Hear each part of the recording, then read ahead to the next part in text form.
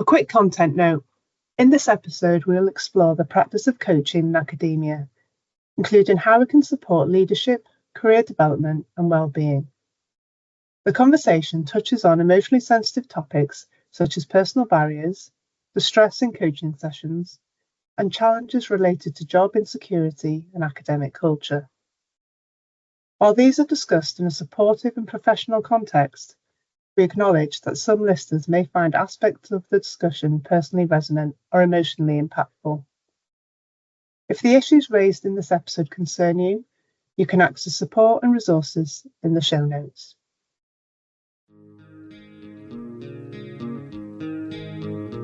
Welcome to the Research Culture Uncovered podcast, where in every episode we explore what is research culture and what should it be.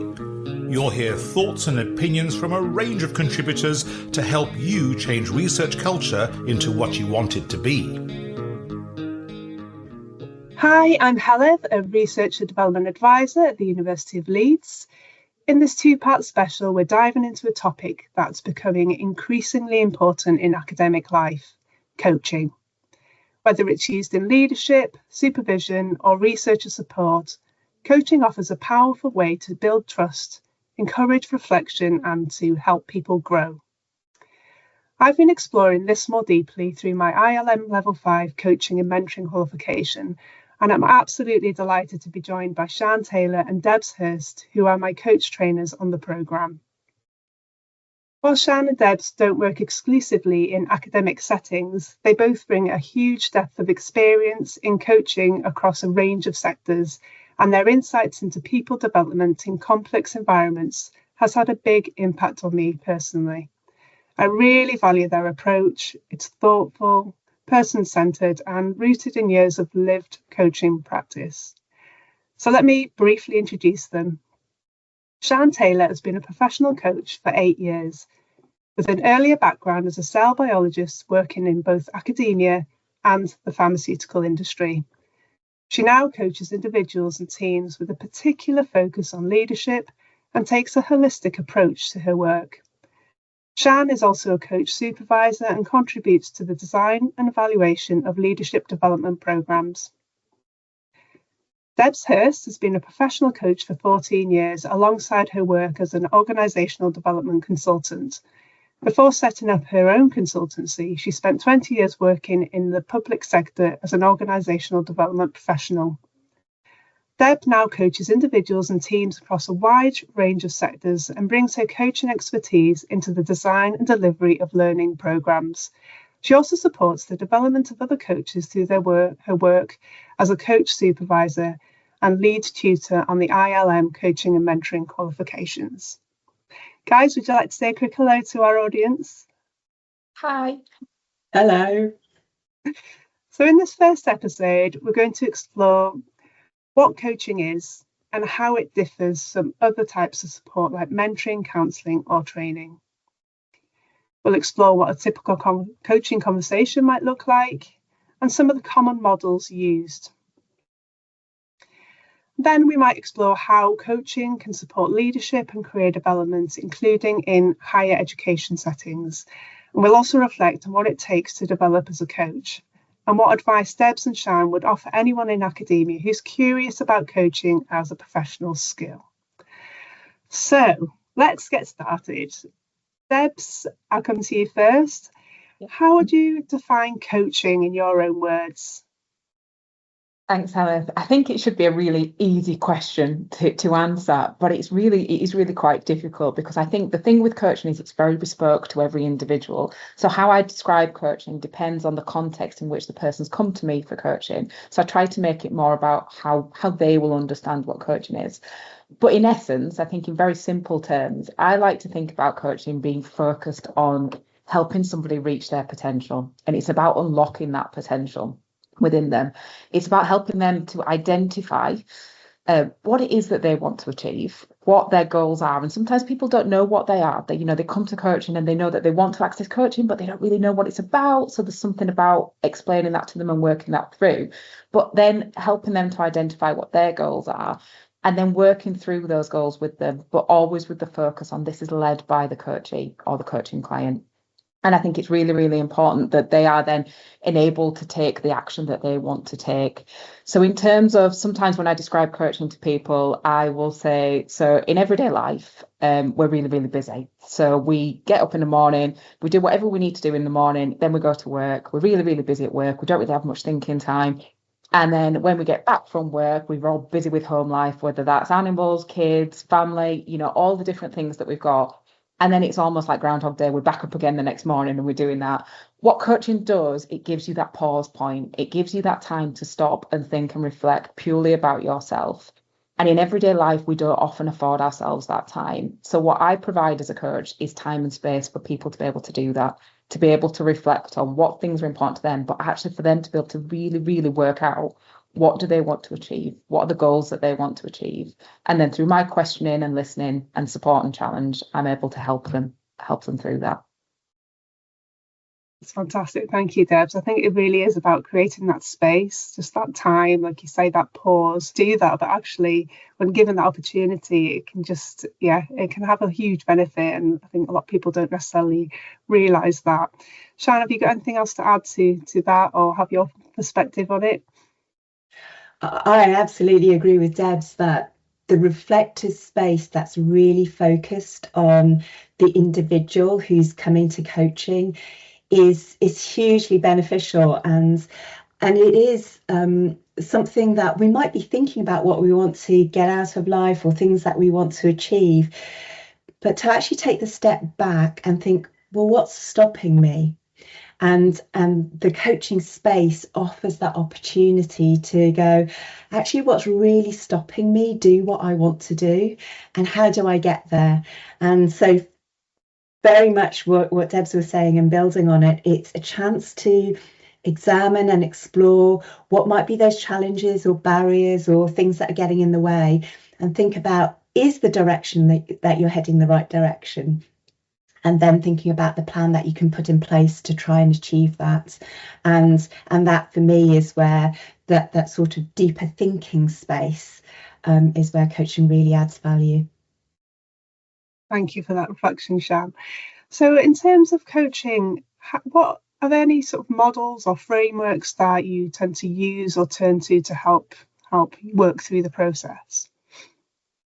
Yeah, so my kind of go-to framework would be the GROW model, which is a model that was founded predominantly by Sir John Whitmore, who in our version of coaching is one of the kind of founding fathers of that version of coaching. And I use that, and I say a framework, I use it really lightly as a framework, because what the GROW model does, and I'll talk you through the different stages, is that it really helps to focus that conversation. So it makes it a conversation with purpose. A lot of the time when people talk about coaching, or I tell people I'm a coach, they'll say, oh, it's just a really nice, fluffy conversation, and that's kind of it. It isn't. It's very much a conversation with purpose that has going to have outcomes and actions at the end of it. So when I use the framework of the GROW model, I'm really looking to identify a goal for the person that I'm working with, them to identify what they want to achieve. So that's the G part of the model. And it's really about then helping them, supporting them to focus on what do they actually want to achieve. And that can be a longer term goal, or it could be a shorter term goal. So it might be just a shorter term goal for the actual session that I'm working with them on, but it's led by them. It's not led by me. It's what do they want to achieve. The R part of the model is the reality. So that's the bit that Sian was just talking about previously, where actually we start to get into the conversation around what's actually happening for that person now, raising their awareness to what's going on for them, what are their barriers, what's stopping them from achieving what they need to achieve, and also helping them to get some different perspectives. So what we're trying to do there is we're trying to just ask questions from lots of different angles to just get them to really have greater understanding of what their situation is and actually what's in their control. What can they actually do something about? Here we're also talking about making people more resourceful. So I truly believe, and I believe every coach that works in this profession believes, that the coachee absolutely 100% has the solutions to whatever issue they're coming to coaching with. But it's about unlocking that. And it's in the reality part that we really start to explore that and unlock that part.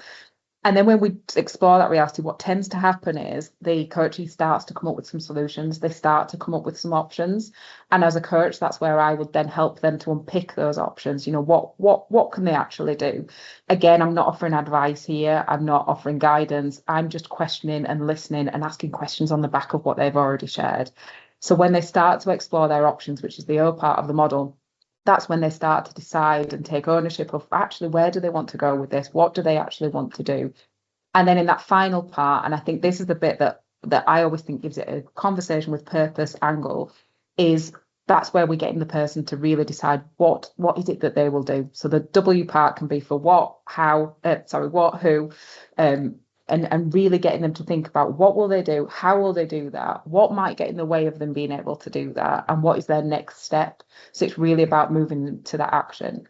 I say I hold that model really lightly because it's not a case of sitting down with somebody and starting at the G, moving through the goal, then nicely into the reality options. That would feel a little bit forced. And what coaching is a conversation. I think it's really important to remember it's not a forced process. It is a conversation. So that model is very fluid. So you might start by asking some questions around the goal, but actually you might need to explore the reality before the person is even clear around what they want to achieve. So we can move backwards and forwards within that model. So we do hold it lightly as we have the conversation, but it sort of guides the conversation and gets the person to an action point at the end. Fantastic. Thank you for that, Debs. Actually, just reflecting on, talking about the GROW model, obviously I'm going through the coach training at the minute, and I think when I first came across it, I thought I've got to stick to that goals, reality, options way forward. And I thought you just have to do it as a linear path, often going back and revisiting that goal. It kind of made me realise, okay, so that's how it works. It doesn't have to be this linear process. And Sian, do you want to add anything? Are there any other frameworks that you use or any other tools or resources that you find really useful in that coaching space? So I think one of the principles that I really hold on to and is really valuable when I'm working with people is the idea of helping raise someone's self-awareness. So I think often when we come to coaching, we've got lots of things going on. We've got our own ways of working, our own habits, the things that we'd like to achieve. And actually, sometimes we're not necessarily aware about where some of these habits and our experiences actually shape what we're doing in the here and now that might get in the way of what we actually want to achieve. So through coaching, for me, there's something around how I can help somebody become more aware about maybe some self-limiting beliefs, for instance, the things that people think about themselves or say about themselves that might stop them getting in the way of reaching their goals, and how they can use that increased self-awareness to think about, or how might they get around some of the barriers and challenges that they're experiencing. So there is something for me around how I can help them become more aware about themselves, about some of the things that they might be thinking internally and how that affects them in the way in which they might deal with some of the situations and challenges that stop them getting to what they actually want to achieve. That's really insightful, Sian. It made me think about the role our values can play in all of this. I think often our core values are sort of deeply embedded and can really shape our beliefs, including those limiting beliefs, as you've just mentioned. I think because values feel so fundamental to who we are, they can be quite hard to challenge or shift, even when they're influencing us in a way that we're not fully aware of. So I think part of the coaching is also creating that reflective space to notice how our values might be guiding or sometimes even constraining some of our thinking and actions. And I guess from there, it opens up that possibility to explore whether those beliefs are still actually serving us in a way that we want them to. I think we've had a really helpful overview of, what coaching is and some of the, frameworks that can be used within coaching. But some of the listeners now might be wondering, well, how is coaching different to other kinds of support that they might be familiar with? So how would you see coaching as different to things like mentoring, therapy, counselling or training? So Debs, I'll come to you for that if possible. It's a really great question, Heledd, and I think it's one that it's really important that when you first start working with somebody in a coaching capacity that you really explain this, because I think the words often get confused. So the word coaching is used so much in different organizations with different meanings. So really defining what we mean by our version of coaching and what we're there to do and what we're not there to do, I think is really, really important. I think the biggest challenge in all this is that a lot of the skill set and a lot of the things that are involved are very similar. So, when we talk about coaching, we talk about being really good at the active listening, we talk about questioning, which you could absolutely say for lots of other different interventions as well, certainly with mentoring. With therapy, with counselling, with training, we're going to be using all of those same skills. We're just using them in a slightly different way when we're coaching. So I think the big difference for me between like coaching and mentoring, for example, is that in mentoring, there is a place for advice in that, because actually, as part of being a really good mentor, you are going to be sharing knowledge. You are going to be sharing your expertise. You are going to be helping and supporting somebody in that way. Whereas as a coach, that is not where I'm leading with. I'm not there to give advice. I'm there to truly trust that the coach has all the answers, which they do, and to try and tease those out of that person and help them to find those solutions, to not give them those solutions. So I think that's a really big difference between coaching and mentoring. I think with coaching and mentoring, a lot of the other skills are very similar, and a lot of really brilliant mentors use a coaching approach as well. And I know that's some often discussions we have on our programs around, we are using all of those skills in our mentoring, but actually I think the biggie for me is the advice giving. I think when we move into training, again, it's probably more about advice giving in training. People don't know what they don't know, so they're there to learn. And so I think it's really, really important that you are doing that in training. Again, in coaching, we wouldn't be doing that. We wouldn't be giving that knowledge. When we're coaching somebody, we're taking it at face value that that person already has all the knowledge and training they need to be able to make the decisions that they need to make through the coaching process. So that's where we're meeting people at. And similarly, that's the same with counselling or with therapy. When we're coaching somebody, we are taking it that they are in the right balance for them. And where a counsellor or a therapist might be more involved with somebody is when somebody isn't in that correct balance for them. And what they're doing is trying to help restore that balance, whether that's emotionally, whether that's come from trauma, whether that's come from lots of different things. That's what their role is to do. And we are really clear in a coaching, and I'm really clear ethically from a coaching point of view, that's not my job to do that. So where it sometimes can get a little bit of a grey area is that often coaching can make people can become emotional in coaching, because it's the first time they've said something, it's the first time they've said something out loud potentially, or I might be the first person that they've shared something with, and so it can get emotional at times. But often that emotion is part of the barrier that Sian talked about earlier. And once they've shared that emotion, they're then able to move forward. So we talk about coaching being very much future focused.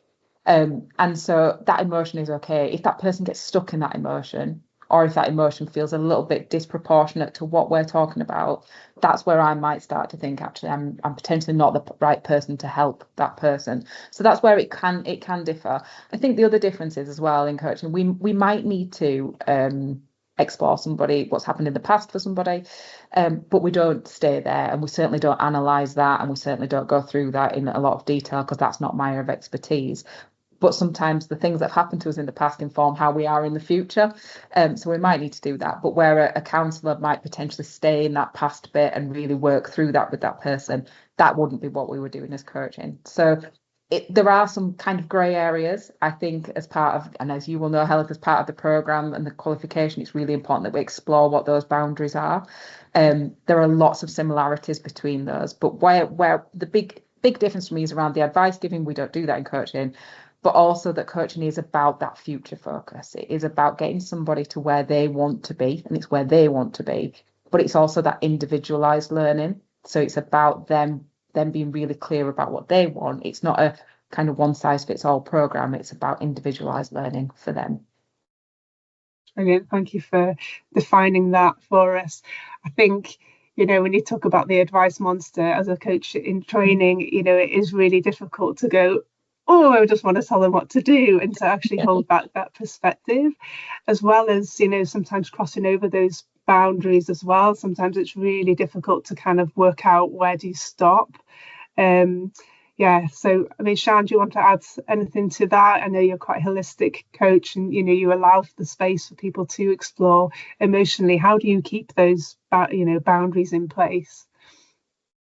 I think that's one of the things that as a coach, being really clear about your boundaries is really important.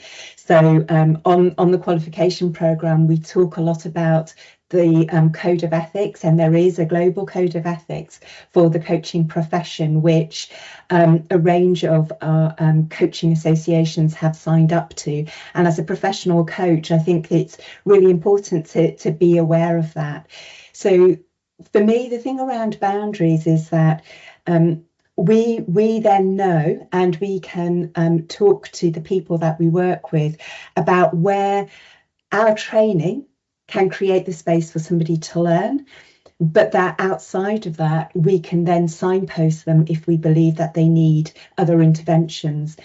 And when we talk about ethics, we talk about the space as a coach where we might find ourselves in a bit of a dilemma, what we call an ethical dilemma of actually what's right for this person, and am I the right person to help them with this particular situation? And being aware about what's right in the coaching space from a professional perspective and a professional standard is really important to help us navigate actually what is the right thing to do. So there may be things that we haven't yet touched on which come into confidentiality, for instance. So coaching conversations are boundaried by a level of confidentiality. However, we have to be clear as coaches about what that level of confidentiality is. And that can also come into, well, how does that overlay if somebody becomes, for instance, incredibly emotional and then starts to describe that actually they might be in a state of really quite strong emotional distress.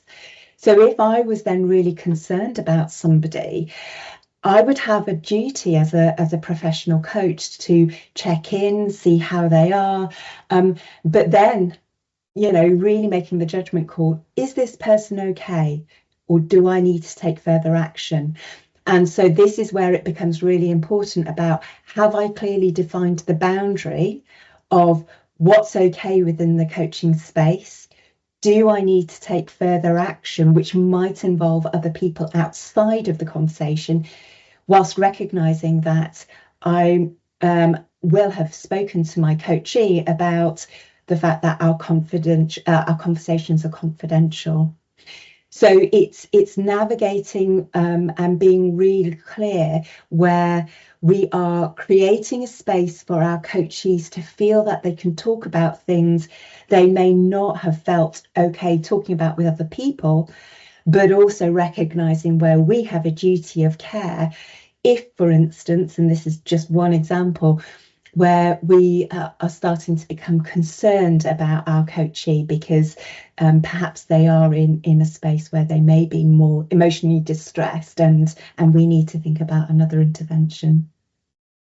Yeah, thank you for clarifying that. I think one thing I guess we haven't really mentioned is at the start of the coaching conversations, we have the kind of contracting session, which is an opportunity to kind of lay out all of these things and to talk about confidentiality and these boundaries so that they're clear from the offset of the coaching conversation what that really truly looks like, and that there might be occurrences where you need to breach that confidentiality.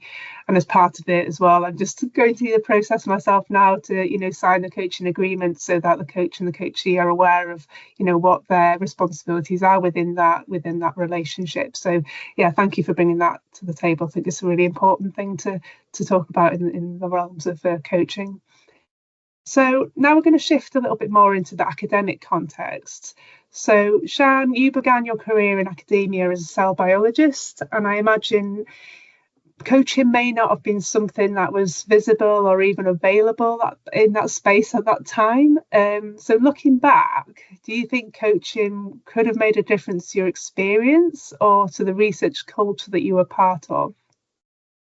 Absolutely, thank you, Heledd. I think it's worth saying that I had 2 stints in academia, and I'm going to reflect on both of those stints. So the first stint was after completing my first degree, I then undertook a PhD and did a very short stint as a research associate.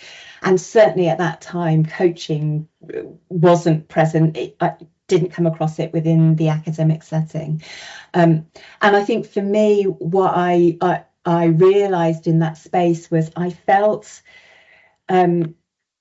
where I needed to deliver on certain expectations, particularly in doing my PhD, but also then when I was doing my postdoctoral research associate post, where I was being told what to do, yet having to think independently.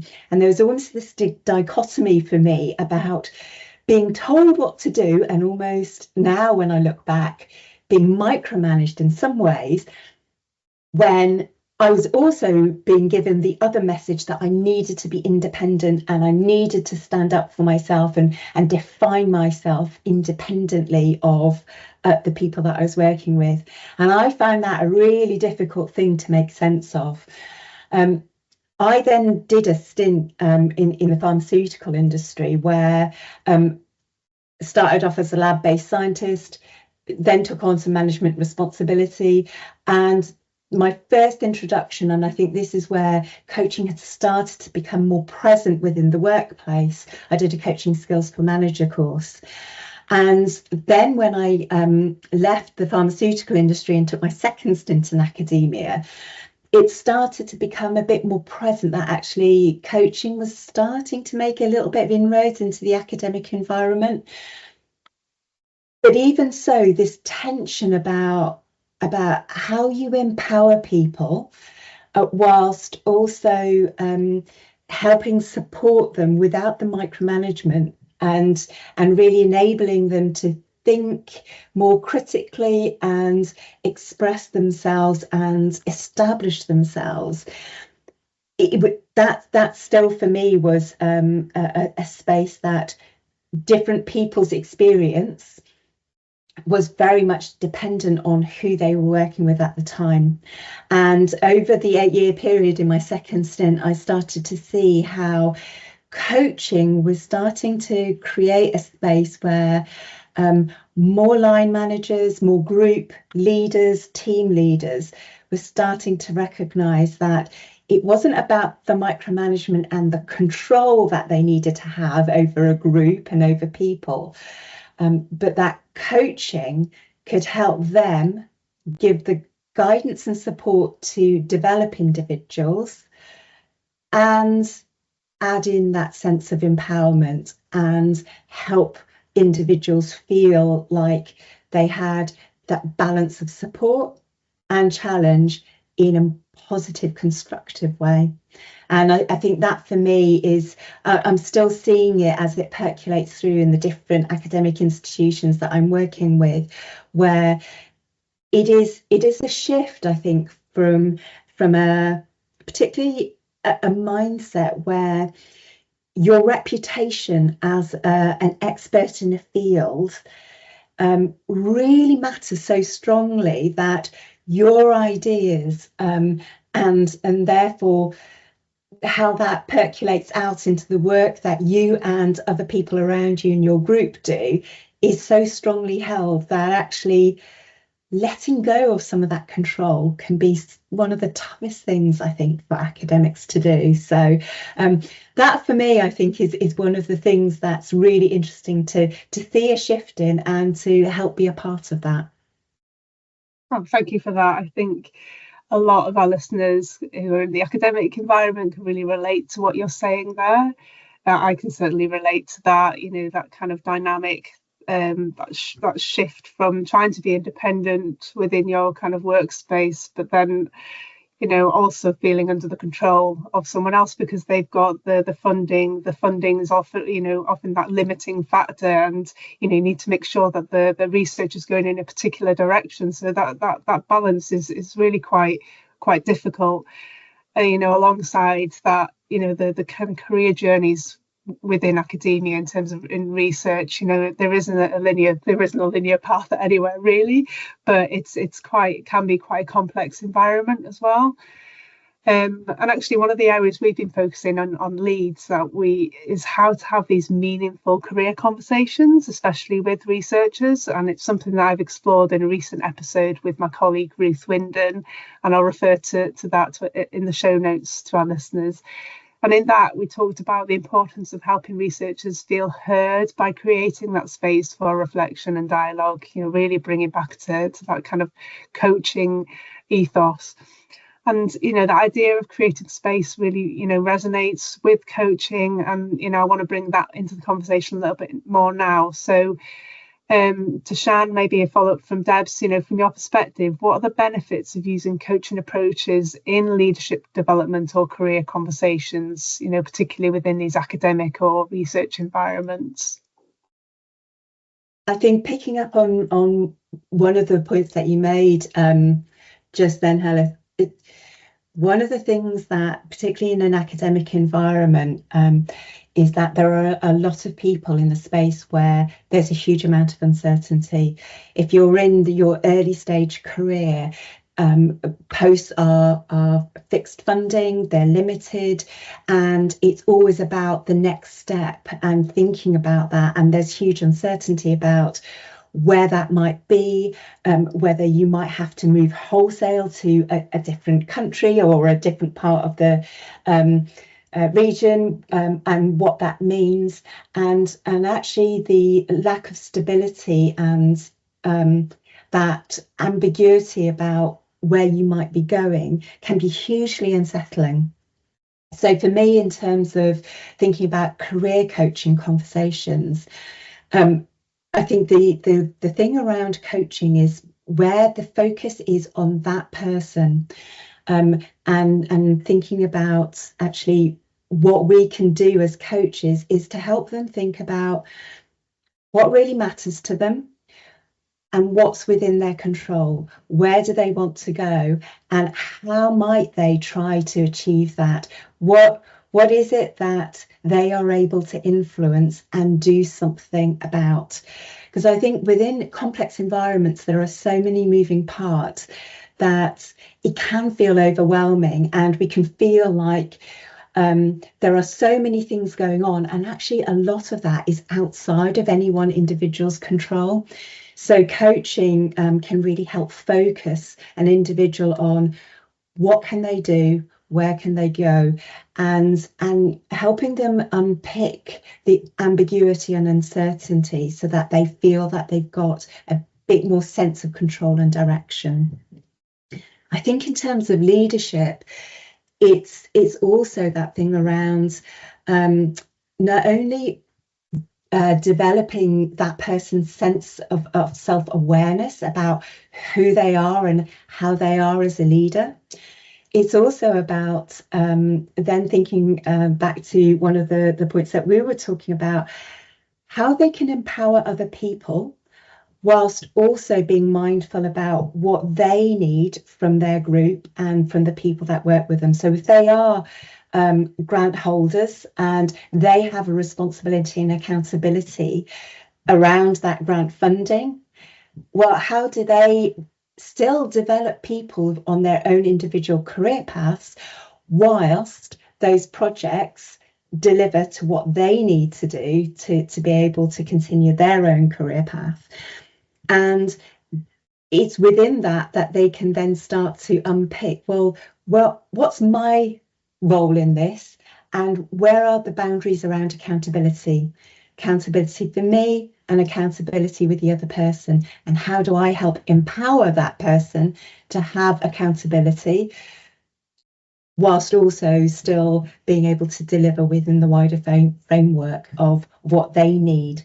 So that complex and uncertainty, I think, is ever present both in career conversations as well as in terms of leadership development, which really comes into play within the academic environment. Yeah, it's really complex, isn't it?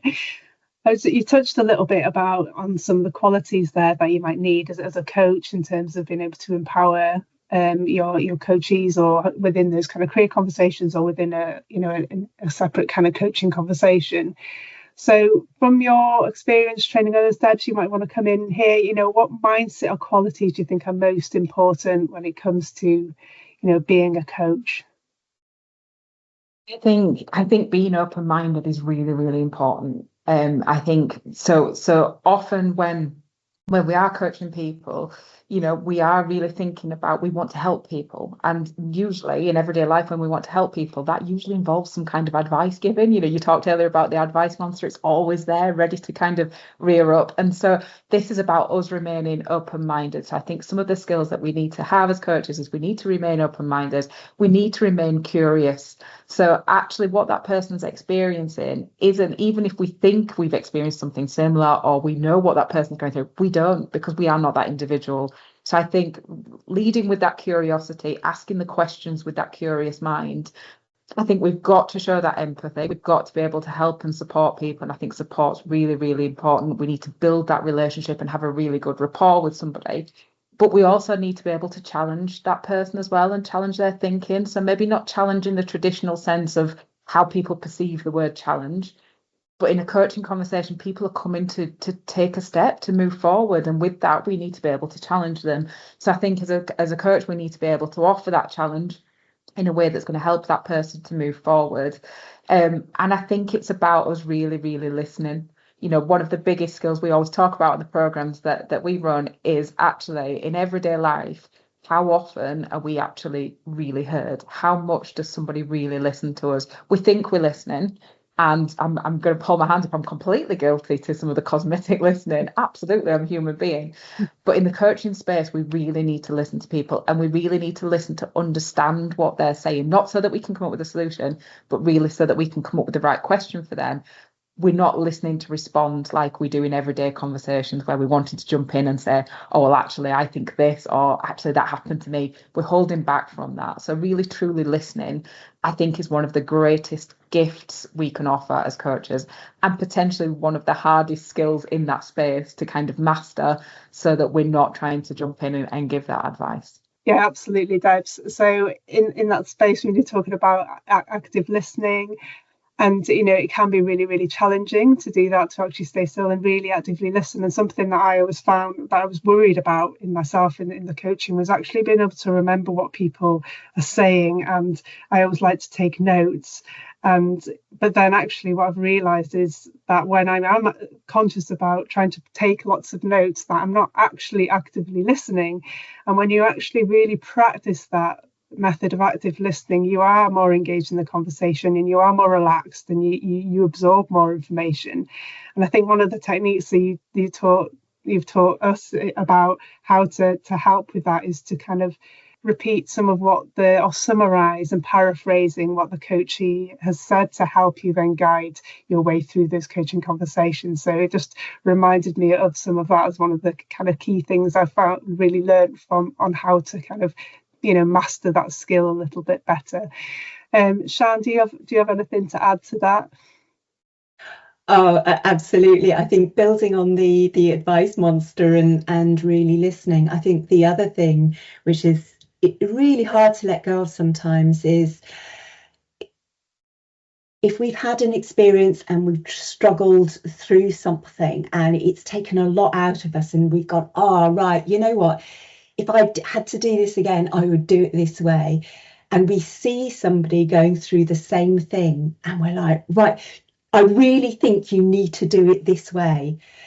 It's actually realizing that when we're coaching, it's letting go and saying that, do you know what? It might be the same challenge as I perceive it, but actually you are resourceful and you will find your own way through. And I think as a coach, it's letting go of believing we have the right answer, because actually our experience is our experience and our learning is our learning. And that might be helpful for somebody, but actually it's trusting that the other person actually has an answer. As Debs was saying earlier, we really come to coaching with the underlying assumption that somebody is resourceful. They will find their way through, and they will find their way through in a way that's right for them. And that actually may well not be our way at all. and letting go of believing we know the right answer can be so difficult sometimes, yet is absolutely key to being a really good coach. It's believing in the other person and helping them find the right way, not about us. Absolutely. I think that's absolutely perfect. So just one final reflection, just as we kind of wrap up the podcast today. If someone in academia is thinking about developing their coaching skills, I guess we've touched on a little bit of this already, but, you know, what one bit of advice would you give them? So I guess from a completely biased point of view, I would say do it, because it will absolutely be the best thing that you do. I think my best bit of advice to people is that the skills that you would learn as part of this process aren't going to be groundbreakingly new. What it's going to do is going to help you bring some discipline to those skills. And actually, when you do that and you are able to help and support somebody through having a coaching style conversation, whether that's doing that as a coach or doing it as a leadership style, the benefits of that are immense. And actually, you know, how you can help and support somebody and the impact that can have is huge, and is a really great thing to be able to do no matter what role you're in. I also think it actually changes the way you operate as a person. So I would say that absolutely, I don't coach my friends and family all the time, but it has changed how I operate with people. So I think that that's really helped me. And then I think my piece of advice would be, if you are thinking about going through this process, just give yourself that permission to learn. So give yourself that real permission to learn these skills, but to kind of relearn these skills, because you are going to be unpicking some things that become habits of a lifetime. The feeling of needing to have all the answers when you absolutely don't need to have any of the answers in a coaching session, and feeling like you need to be able to give advice to give impact, relearning that actually you don't need to do that. So give yourself that permission to learn. Thank you, Debs. Sian, would you like to give your final reflection? I think building on everything that Debs has said, because I absolutely agree with all of it, I would say find like-minded people whom you can practice with, who you trust to give you really constructive feedback. So picking up on raising your own self-awareness. As Debs was talking, we have our habits, and they can come out in all sorts of unconscious ways. So actually having a space to practice and to receive the feedback, so that you become aware about when you might inadvertently be giving somebody advice, or you may perhaps be not giving advice but leading somebody down a particular route with the sorts of questions that you're asking. Actually having somebody who's a trusted friend to go, do you know what? You're kind of doing this, and just to be aware of that, I think that can be really invaluable, because the theory and the knowledge is really important to ground you, but recognizing how that plays out when you're actually as a coach, working as a coach, being able to have that feedback and recognize through practice what comes naturally and what you might have to be more conscious of when you're actually coaching somebody, I think would be a great way to spend time to really develop your skills. Brilliant. Thank you so much for those final reflections. So I'm afraid that's all we have time for in this episode. It's actually flown by. Debs, Sian, thank you so much for such a thoughtful and grounded conversation. I've learned a huge amount through these conversations here and through yourselves on the coaching course as well. And I'm sure our listeners have too. It's been a real pleasure hearing your insights on what coaching is, how it works, and the value it brings. To our listeners, don't forget to check the show notes where we'll share any resources mentioned today, and do join us for part 2, where we'll explore how coaching can support supervision, research leadership, and building a more effective and more reflective academic culture. Thanks again for listening. Take care, and I'll see you next time. Thanks for listening to the Research Culture Uncovered podcast. Please subscribe so you never miss out on our brand new episodes. And if you're enjoying the discussions, give us some love by dropping a 5-star rating and written review, as it helps other research culturists find us. And please share with a friend and show them how to subscribe. Thanks for listening, and here's to you and your research culture.